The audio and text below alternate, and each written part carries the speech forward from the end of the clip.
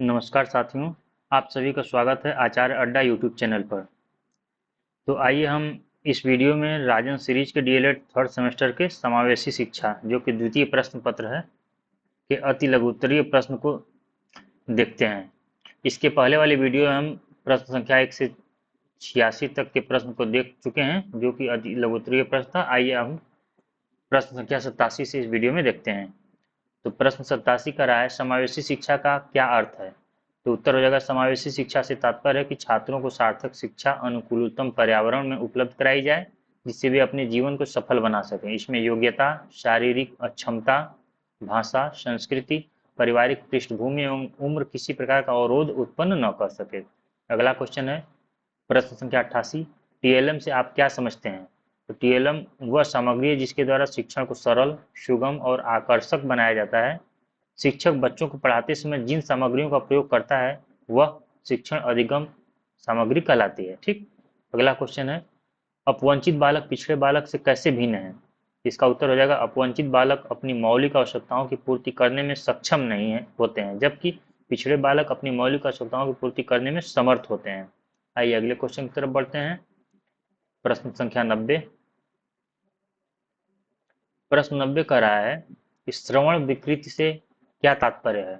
इसका उत्तर हो जाएगा ऐसे बालक जो ठीक प्रकार से सुन नहीं सकते हैं, उनके सुनने में कोई न कोई खराबी होती है, उसे श्रवण विकृति कहते हैं। अगला क्वेश्चन है डायट की स्थापना के दो उद्देश्य बताइए। तो पहला उद्देश्य है शिक्षण अधिगम सामग्री का विकास करना और दूसरा उद्देश्य है औपचारिक और अनौपचारिक शिक्षा के बीच की दूरी घटाकर इनमें एकात्मकता स्थापित करना। अगला क्वेश्चन है प्रश्न 92, निदान शब्द से आप क्या समझते हैं। इसका उत्तर हो जाएगा बालक जब अध्ययन करते हैं तो उन्हें कई समस्याओं का सामना करना पड़ता है। उन समस्याओं को पता लगाने के लिए जो परीक्षण प्रयोग किए जाते हैं उनको निदान कहा जाता है। निदान में समस्या का पता लगाते हैं। अगला क्वेश्चन है प्रश्न संख्या 93, प्रश्न संख्या 93 कर रहा है कि हकलाने से क्या तात्पर्य है। अगला क्वेश्चन हकलाना एक वाणी दोष है परंतु 1000 बालकों में से केवल 8 या 10 बालक ही इस समस्या से पीड़ित होते हैं। इस प्रकार की समस्या में बालक शब्दों को बोलते समय रुक जाते हैं। कभी कभी वह बोलते समय उलझन सी महसूस करते हैं जैसे आंखें बंद करके बोलना, शरीर के अंगों को हिला हिला कर बोलना आदि। यह मानव वाक शक्ति में एक प्रकार का बाधा है। अगला क्वेश्चन है परामर्शदाता के दो गुण बताइए। तो पहला गुण है परामर्शदाता परामर्श प्रार्थी को अपना निर्णय लेने में उसकी मदद करता है और अगला है परामर्शदाता परामर्श प्रार्थी के लिए ऐसा वातावरण बनाता है जिसमें परामर्श प्रार्थी अपना समस्या पर खुलकर चर्चा करता है। आइए अगले क्वेश्चन की तरफ बढ़ते हैं। प्रश्न संख्या 95 कर रहा है पिछड़े बालकों की दो विशेषताएं बताइए। तो पिछड़े बालक की शारीरिक और मानसिक विशेषता सामान्य बालकों से भिन्न होती है। ठीक। और दूसरा है पिछड़े बालकों में मौलिकता नहीं होती है, उनके सोचने विचारने तथा तर्क करने के तक के भिन्न होते हैं। अगला क्वेश्चन है प्रश्न संख्या 96, शारीरिक दक्षता से क्या तात्पर्य है। तो शारीरिक फिटनेस को कार्य और आराम की गतिविधियों को दक्षता और प्रभावी ढंग से करने, स्वस्थ होने, कम गतिज बीमारियों की प्रतिरोधक शक्ति तथा आकस्मिक स्थितियों का सामना करने की क्षमता का मानदंड माना जाता है। आइए अगले क्वेश्चन की तरफ बढ़ते हैं। प्रश्न संख्या 97, ये क्वेश्चन कर रहा है डायट के कोई दो विभागों के नाम लिखिए। तो डायट के दो विभाग हैं प्रशासनिक शाखा विभाग और दूसरा योजना एवं प्रबंधन। अगला क्वेश्चन है पर्यवेक्षण के कोई दो प्रकार लिखिए। तो पहला प्रकार है निरंकुश या सत्तावादी पर्यवेक्षण, दूसरा है लोकतांत्रिक पर्यवेक्षण। अगला क्वेश्चन है बुद्धि लब्धि के संदर्भ में वास्तविक आयु क्या है। तो इसका उत्तर है किसी व्यक्ति की बुद्धि लब्धि मानसिक आयु बटा वास्तविक आयु गुणे 100 के सूत्र द्वारा दिया जाता है। ठीक। यह सूत्र जर्मन मनोवैज्ञानिक विलियम स्टर्नबर्ग द्वारा 1912 में दिया गया था। अगला क्वेश्चन है प्रश्न संख्या 100, परामर्श में सहयोग देने वाली संस्थाओं के नाम बताइए। तो पहला है जिला चिकित्सालय, दूसरा है डाइट, तीसरा है समुदाय एवं विद्यालय की सहयोगी समितियां, चौथा है सरकारी एवं गैर सरकारी संगठन और पांचवा है ग्राम शिक्षा समिति। आइए अगले क्वेश्चन की तरफ बढ़ते हैं। प्रश्न संख्या 101, प्रश्न संख्या 101 का रहा है निर्देशन का अर्थ स्पष्ट कीजिए। तो निर्देशन एक व्यक्तिगत कार्य है जिसके द्वारा छात्रों को उसकी समस्याओं का समाधान करने हेतु प्रेरित किया जाता है। निर्देशक समस्याओं का समाधान स्वयं नहीं करता है वरन ऐसी विधियां बताता है जिनके प्रयोग करके बालक व्यक्ति उन समस्याओं को स्वयं सुलझा सकते हैं। ठीक। अगला क्वेश्चन है बुद्धि परीक्षण कितने प्रकार के होते हैं। तो बुद्धि परीक्षण दो प्रकार के होते हैं, पहला वैयक्तिक परीक्षण और दूसरा सामूहिक परीक्षण। अगला क्वेश्चन है शिक्षक प्रशिक्षुओं को प्रशिक्षण अवधि में समावेशी शिक्षा पर आधारित प्रशिक्षण के दो उद्देश्य लिखिए। तो इसका उत्तर हो जाएगा वे समावेशी बालकों की क्षमताओं, रुचियों एवं समस्याओं से परिचित हो सकें, और दूसरा वे समावेशी बालकों के प्रति धैर्यशील हो सकें। आइए अगले क्वेश्चन की तरफ बढ़ते हैं। प्रश्न संख्या 104 कह रहा है, निर्देशन एवं परामर्श किन दृष्टिकोणों से आवश्यक है? तो निर्देशन एवं परामर्श बालकों के भविष्य का मार्ग प्रदर्शित करने एवं बालकों में निर्णय लेने की क्षमता विकसित करने में आवश्यक है। अगला क्वेश्चन है, परामर्श के क्या उद्देश्य हैं? इसका उत्तर हो जाएगा व्यक्ति को उसके व्यवहार या अभिवृत्तियों में परिवर्तन लाने हेतु सहायता करना। अगला क्वेश्चन है, डीजीपी का पूरा नाम लिखते हुए इसका आशय स्पष्ट कीजिए। तो डीजीपी का पूरा नाम है डिजिटल गाइडेंस साइकोलॉजी।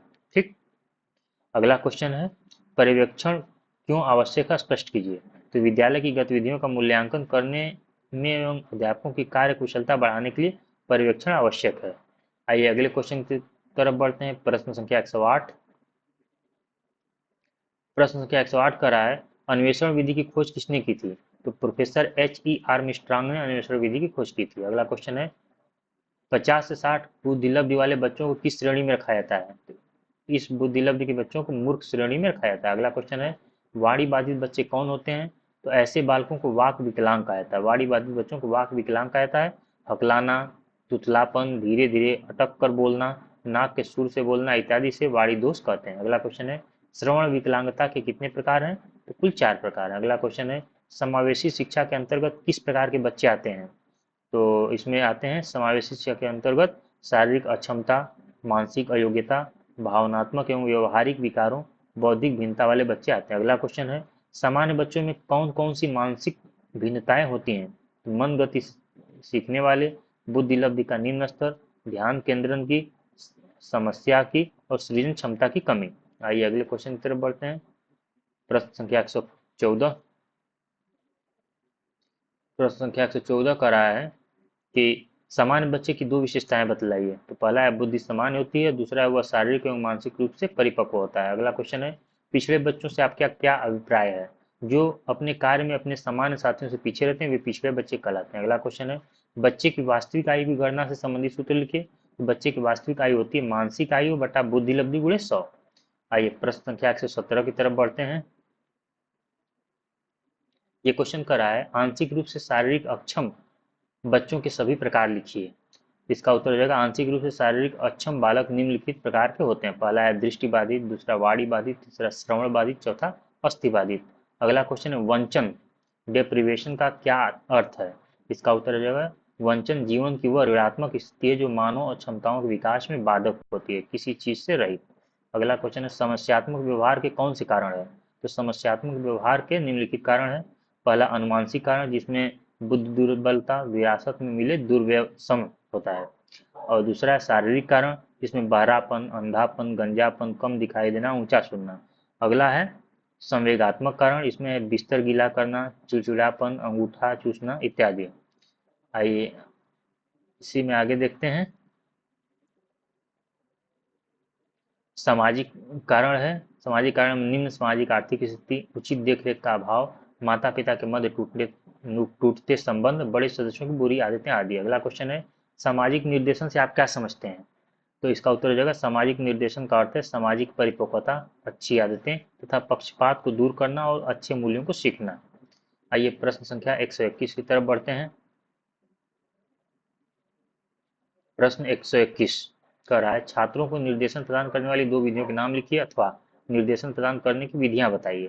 तो इसका उत्तर हो जाएगा, निर्देशन प्रदान करने वाली 5 विधियां, व्यक्तिगत तालिका सेवा, सूचना सेवा, परामर्श सेवा, स्थापना सेवा और अनुवर्तन सेवा। अगला क्वेश्चन है, प्रतिभाशाली बच्चे किन्हें कहते हैं? तो प्रतिभाशाली बालकों की बुद्धि सामान्य बालकों से अधिक होती है, और मनोवैज्ञानिकों के अनुसार जिनकी बुद्धि लब्धि 140 से अधिक होती है वही प्रतिभाशाली बच्चे होते हैं। ठीक। अगला क्वेश्चन है, बुद्धि लब्धि किसे कहते हैं? उदाहरण सहित बताइए। तो इसका उत्तर हो जाएगा, बुद्धि लब्धि बालक अथवा व्यक्ति की सामान्य योग्यता के विकास की गति बताती है। पोल एवं ब्रूस के अनुसार बुद्धि लब्धि यह बताती है कि बालक की मानसिक योग्यता में किस गति से विकास हो रहा है। ठीक। अगर इसका उदाहरण हम देखते हैं, तो जैसे किसी बालक की मानसिक आयु 10 वर्ष और वास्तविक आयु 8 वर्ष होती है, उसकी बुद्धि लब्धि 125 होगी। ठीक। अब ये 125 कैसे आया, तो आइए हम लोग देख सकते हैं। तो बुद्धि लब्धि, बुद्धि लब्धि बराबर होता है आपका मानसिक आयु बटा वास्तविक आयु गुणे 100। तो मानसिक आयु कितना है 10 है, वास्तविक आयु कितना 8 है, गुणे 100। ठीक, अब इसे काट देते हैं। 2 × 5 = 10, 2 × 4 = 8, 4 × 25 = 100, 25 × 5 = 125, मतलब उसका बुद्धि लब्धि 125 आ गया। अगला क्वेश्चन है समावेशी शिक्षा सामान्य शिक्षा से किस प्रकार भिन्न है। तो इसका हो जाएगा समावेशी शिक्षा शारीरिक, मानसिक या प्रतिभाशाली तथा विशिष्ट गुणों से युक्त विभिन्न बालकों पर अपनाई जाती है, लेकिन यह शिक्षा सामान्य बालकों को शिक्षण नहीं देती। समावेशी शिक्षा सामान्य बालकों की शिक्षा से सर्वथा अलग है। इस शिक्षा में ऐसे घटकों को शामिल किया जाता है जो सामान्य बालकों के कार्यक्रमों के साथ साथ विशिष्ट भी होते हैं। अगला क्वेश्चन है प्रश्न संख्या 125, निर्देशन के 2 प्रमुख उद्देश्य लिखिए। इसका उत्तर हो जाएगा स्कूल में समायोजन में सहायता करना निर्देशन का प्रमुख उद्देश्य होता है। दूसरा, छात्रों में उनकी रुचि के अनुरूप विषयों का चयन करने में सहायता देना। अगला क्वेश्चन है प्रश्न संख्या 126 करा है, परामर्श का अर्थ स्पष्ट कीजिए। तो इसका उत्तर हो जाएगा डॉक्टर जुयाल के अनुसार परामर्श एक प्रकार के राय देना है जहाँ व्यक्ति स्वयं निर्णय लेने में सक्षम नहीं होता। आइए अगले क्वेश्चन की तरफ बढ़ते हैं। प्रश्न संख्या 127, प्रश्न संख्या 127 का रहा है, निर्देशन एवं परामर्श में 2 प्रमुख अंतर लिखिए। इसका उत्तर हो जाएगा निर्देशन एवं परामर्श में 2 प्रमुख अंतर इस प्रकार है। पहला है निर्देशन सामूहिक एवं व्यक्तिगत दोनों प्रकार का हो सकता है, जबकि परामर्श एक समय में एक ही व्यक्ति के लिए उपलब्ध होता है। और दूसरा, निर्देशन में व्यक्ति को समस्या समाधान के योग्य बनाया जाता है, जबकि परामर्श के माध्यम से व्यक्ति को आत्मनिर्देशन के लिए सक्षम बनाया जाता है।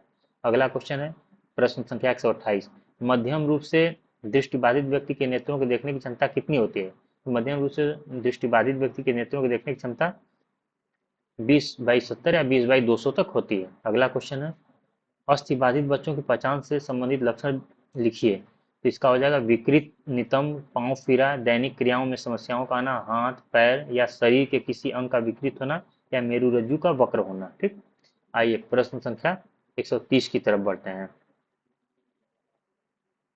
प्रश्न संख्या 130 में करा है असुविधा संपन्न समूह के अंतर्गत किस समूह के बच्चे आते हैं। इसमें आते हैं अनाथ, श्रमिक, निर्धन आदि के बच्चे। अगला क्वेश्चन है अपवंचित बालकों से क्या अभिप्राय है। तो अपवंचित बालक वे बालक हैं जिन्हें वे सुविधाएं न मिल रही हों जो उन्हें मिलनी चाहिए अथवा जो उनकी श्रेणी के अन्य साथियों को मिल रही हो। उदाहरण आर्थिक, सामाजिक, सांस्कृतिक सुविधाओं से वंचित बालक तथा भाषा, धर्म, जाति, क्षेत्र, वर्ग, लिंग के कारण अपवंचित छात्र इसी श्रेणी में आते हैं। अगला क्वेश्चन है प्रश्न संख्या 132, प्रतिभाशाली बालकों की बुद्धि लब्धि कितनी होती है। तो मनोवैज्ञानिक के अनुसार जिनकी बुद्धि लब्धि 120 से अधिक होती है वे प्रतिभाशाली बालक कहलाते हैं। कुछ बालकों की बुद्धि लब्धि 180 से 190 तक हो सकती है। आइए अगले क्वेश्चन की तरफ बढ़ते हैं। प्रश्न संख्या 133 कह रहा है दृष्टिबाधित बालकों को शिक्षा किस प्रकार की होनी चाहिए। तो दृष्टिबाधित बालकों की शिक्षा का प्रमुख उद्देश्य होना चाहिए कि ये बालक दृष्टिबाधित होते हुए भी समाज में समुचित समायोजन स्थापित कर सकें। दृष्टिबाधियों के लिए लिखित अभिव्यक्ति के रूप में ब्रेल लिपि महान उपलब्धि है। 6 विभिन्न उभरे हुए बिंदु संकेतों के माध्यम से यह लिपि मोटे कागज पर अंकित की जाती है। दोनों हाथों के अनामिका के भाग से यहाँ होगा अग्रभाग से बिंदु संकेतों को स्पर्श करके अक्षर संकेतों का जाना जाता है। आइए प्रश्न संख्या 134 देखते हैं, धीमी गति से सीखने के कौन कौन से कारण हो सकते हैं। तो धीमी गति से सीखने के कारण है इन बालकों की मानसिक योग्यता औसत से काफी कम होती है और दूसरा है ऐसे बालकों में विभिन्न मानसिक शक्तियों की भी न्यूनता होती है। आगे आइए क्वेश्चन नंबर 135 को देखते हैं।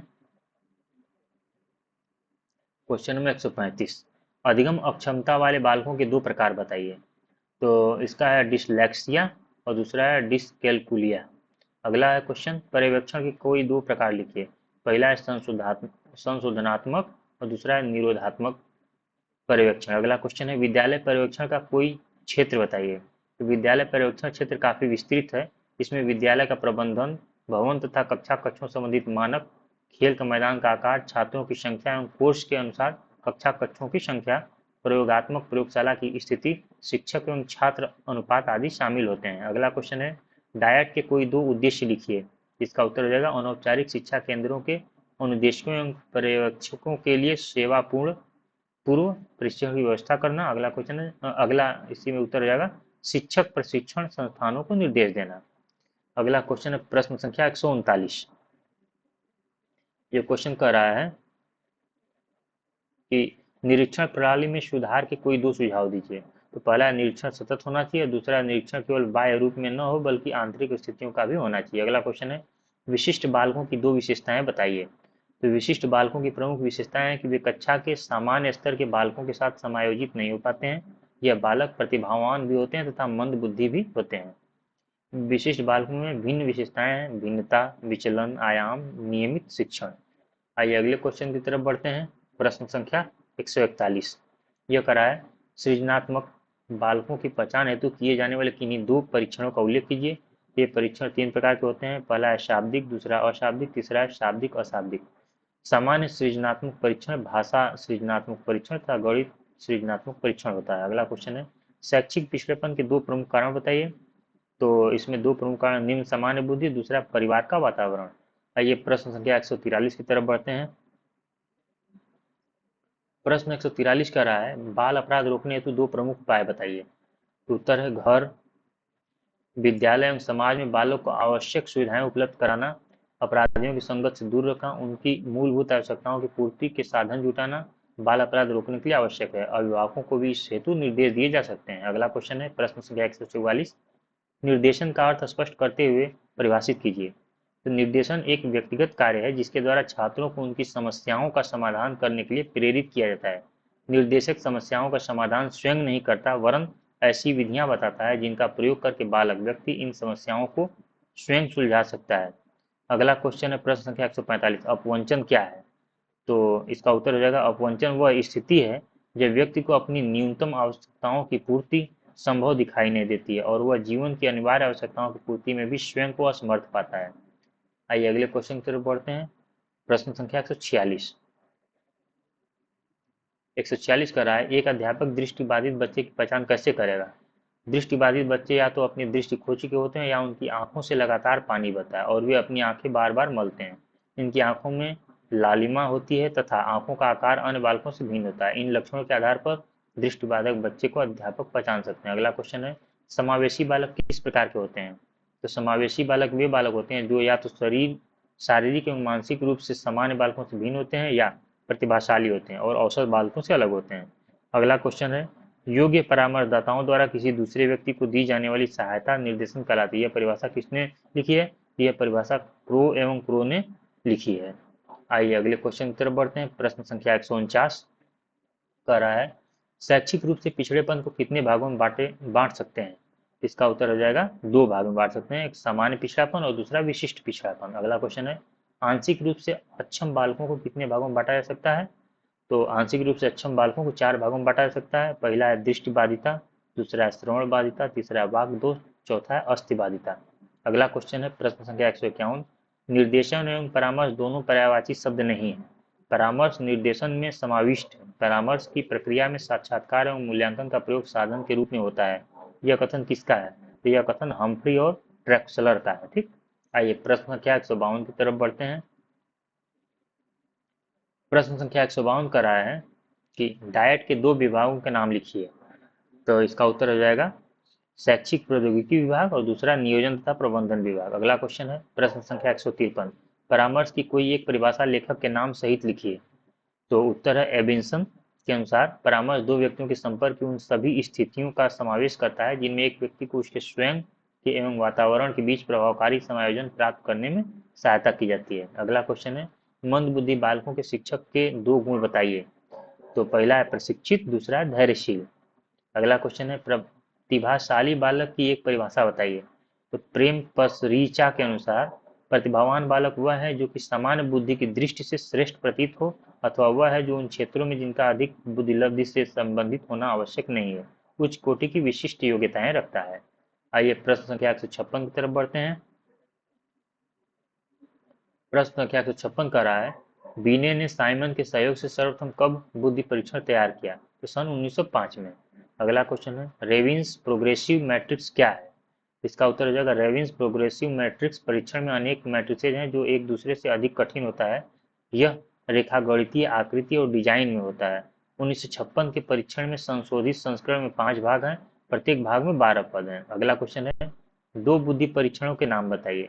तो पहला है आर्मी अल्फा टेस्ट, दूसरा है आर्मी बीटा टेस्ट। अगला क्वेश्चन है परामर्श प्रक्रिया के प्रमुख अंग बताइए। तो पहला है परामर्श के लक्ष्य, दूसरा है उपबोध एवं परामर्शदाता। आइए अगले क्वेश्चन की तरफ बढ़ते हैं। प्रश्न संख्या 160। प्रश्न संख्या अच्छा, पिछले वाले में कुछ और जोड़ लीजिएगा आप। दूसरे शब्दों में कहा जा सकता है कि परामर्शदाता एवं उपबोध के सामाजिक, धार्मिक एवं राजनीतिक परिवेश में जो मूल्य एवं आदर्श प्रचलित होंगे उनके अनुसार ही परामर्श के लक्ष्यों का निर्धारण होगा। प्रश्न संख्या 108, यह इस वीडियो का अंतिम अति लघुत्तरीय प्रश्न है।